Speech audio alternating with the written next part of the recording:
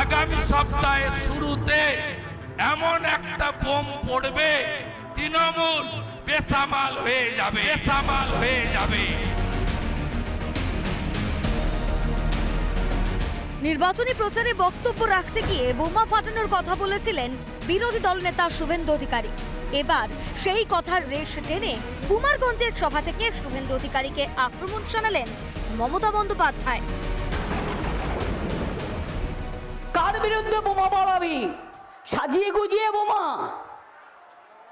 মনে রাখবে, ওপরের দিকে থুতু ফেললে থুতুটা নিজের গায়ে লাগে। বোমা ফাটালে জবাবটা হবে কালি পটকা দিয়ে, কারণ গুরুত্ব তোমাদের আমরা দিই না, তোমরা মিথ্যে কথা বলো।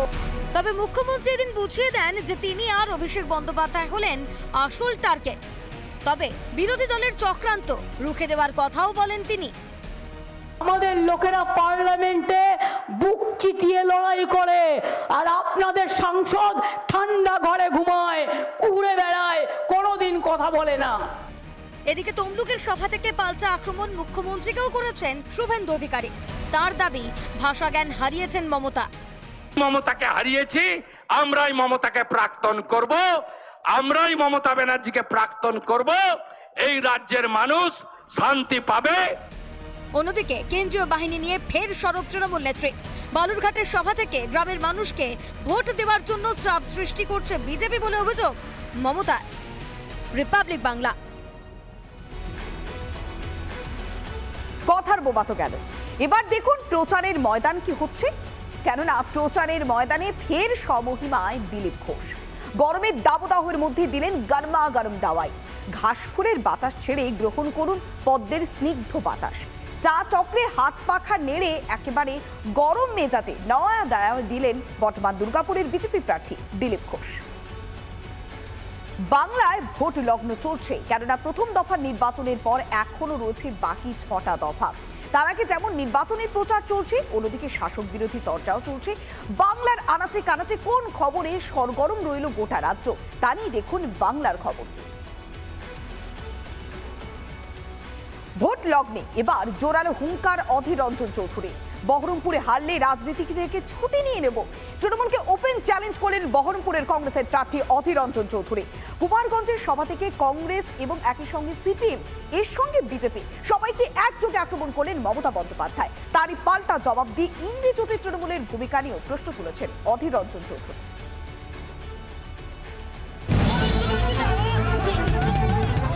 নির্বাচনের আগেই চরম বিতর্কে বহরমপুরের কংগ্রেস প্রার্থী অধীর রঞ্জন চৌধুরী।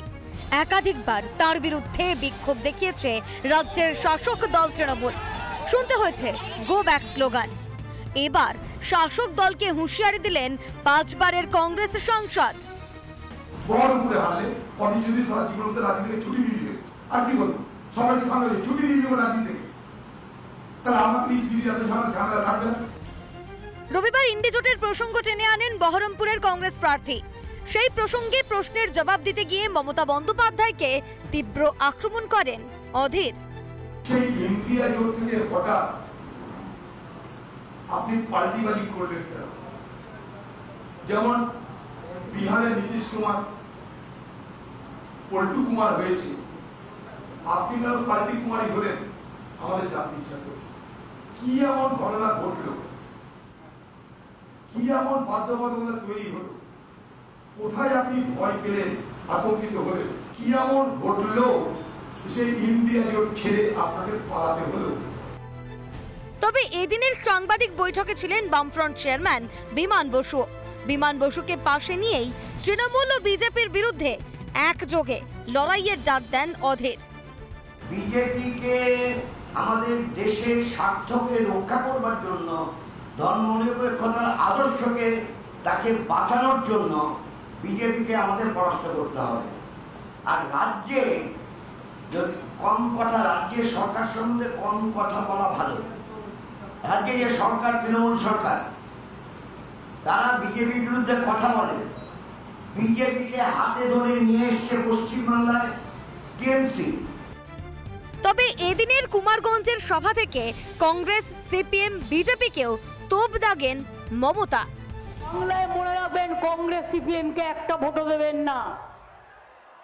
কারণ সিপিএম আমি শুনেছি জলপাইগুড়িতেও আমাকে সাংবাদিকরা বলেছেন, বাড়ি বাড়ি গিয়ে বলেছে তোমাদের ভোটটা ফরওয়ার্ড ব্লককে দেবে না, ভোটটা দিয়ে দাও বিজেপিকে। বাংলায় বাম কংগ্রেসকে বিজেপির দালাল বলেও কটাক্ষ করেছেন মমতা। তারই উত্তরে এদিন অধীর রঞ্জন চৌধুরী বলেন পালিয়ে বাঁচছেন মমতা। এলিনা ভট্টাচার্যের রিপোর্ট, রিপাবলিক বাংলা। বোবা না, বারুদে ঠাসা বোবা নয়, তাপমাত্রার সঙ্গে পাল্লা দিয়ে কথার বোমায় চলছে রাজনীতির পারদ। এ বলে আমায় দেখ তো ও বলে আমায়। বিরোধী দলনেতা শুভেন্দু অধিকারীর বোমা ফাটানোর হুঁশিয়ারির এবার পাল্টা জবাব দিলেন তৃণমূল নেত্রী মমতা বন্দ্যোপাধ্যায়। এখন কোন কথার কোন বোমায় কে কুপোকাঠা, এখন সেটাই দেখা। প্রচন্ড দাবদাহে যখন রীতিমতো ফুটছে দক্ষিণবঙ্গ, ঠিক সেই সময় তৃণমূলকে লু বলে কটাক্ষ করলেন বর্ধমান দুর্গাপুরের বিজেপি প্রার্থী দিলীপ ঘোষ। দাবি তৃণমূলের হাওয়া লু খাবেন না। আপনারাও হাওয়া খেয়ে দেখতে পারেন, পদ্মফুলের কি সুন্দর মিষ্টি হাওয়া। টিএমসির গরম হাওয়া নয়, টিএমসি লু নয়, বিজেপির সুন্দর মিষ্টি হাওয়া। টিএমসির তো গরম হাওয়া, আমাদের ঠান্ডা একদম মিষ্টি পদ্মফুলের গন্ধের হাওয়া। দেখুন, হাওয়া খেয়ে দেখুন। তবে এদিন সকালে চা চক্রে বিজেপি প্রার্থীকেও দেখা গেল প্লাস্টিকের হাত পাখা নাড়তে। তার মন্তব্য, পদ্ম ফুলের মিষ্টি হাওয়া খান। রবিবার সকালে প্রাতঃভ্রমণে বেরিয়েছিলেন বর্ধমান দুর্গাপুর কেন্দ্রের বিজেপি প্রার্থী দিলীপ ঘোষ। তারপর জিটি রোডের ওপর একটি চায়ের দোকানে চা চক্রে মিলিত হন। অন্যদিকে শাসক দলকে নিয়ে কটাক্ষ করে তার এই মন্তব্যে বেজায় চটেছে ঘাসফুল শিবির।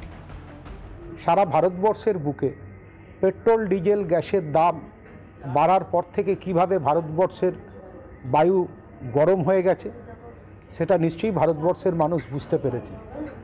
তো উনি ওই হাওয়া দিচ্ছেন যাতে ওই গরমটা আরও বেশি চাড়ায়। প্রকৃত ঠান্ডা তৃণমূল কংগ্রেসই দিতে পারে। লোকসভা নির্বাচনের আগে ক্রমশই গরম হাওয়া বাড়ছে, তার মধ্যে কার হাতে যায় শাসনভার তা নিয়ে চলছে তোলপাড় গোটা দেশ। সন্তোষ দাসের রিপোর্ট, রিপাবলিক বাংলা।